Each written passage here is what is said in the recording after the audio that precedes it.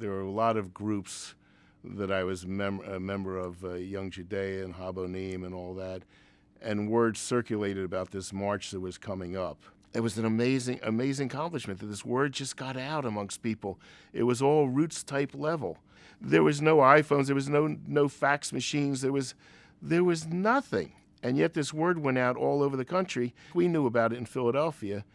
There were buses that went from Philadelphia, but we just didn't even, consider that. We drove down US Route 1 probably. My brother lived in Washington at the time, so we stayed at his house. And then we got as far as we could, and then we parked the car and we walked.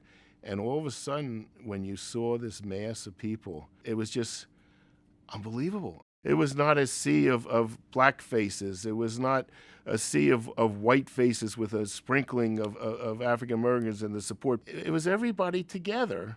It was a real, I don't know how to describe it. It was the first time in my life that I realized you can fight City Hall.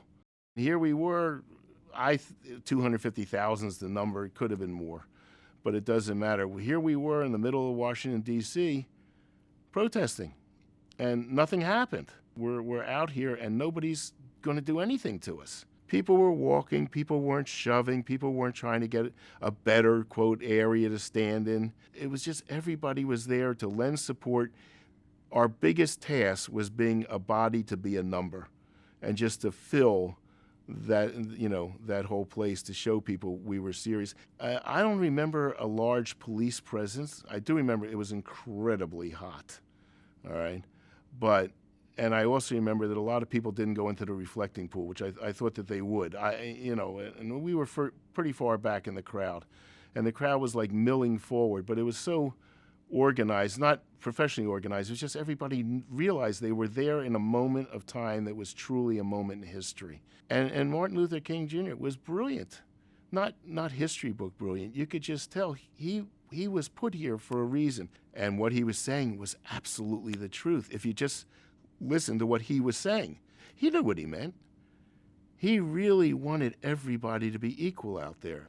Really, I finally realized later on in life, like 40-some years later, I was giving a speech, and right in the middle of the speech, it was about being a community person and trying to take communities and bring them up and having everybody being equal. That's what I got from it. Not anybody to be better. Don't make anybody worse than you, but everybody should be on an equal playing field. And I realized, like, for 40 years later, I'm a messenger. I mean, I actually am carrying forward what the man said. My father, to the day he died, trembled that maybe they'd take him back to Ellis Island again or something, and he wouldn't be able to stay. And he had an awesome fear of authority.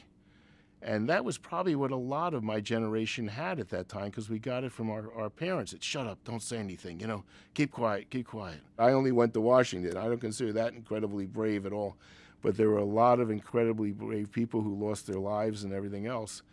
And they fought for freedom for all of us. I saw a demonstration of the public school kids around City Hall. They want better schools. They were fabulous. They weren't a band of renegades or anything else. They were young kids that really wanted an education, and they handled themselves accordingly. That all comes out of this march. This was a major turning point in the history of the United States and how we treat people. And of course, we've come an ungodly, tremendous way since then.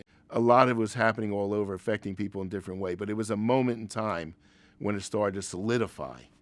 This particular march was the turning point where people realized that, what they could do and what they could accomplish, and they actually did it.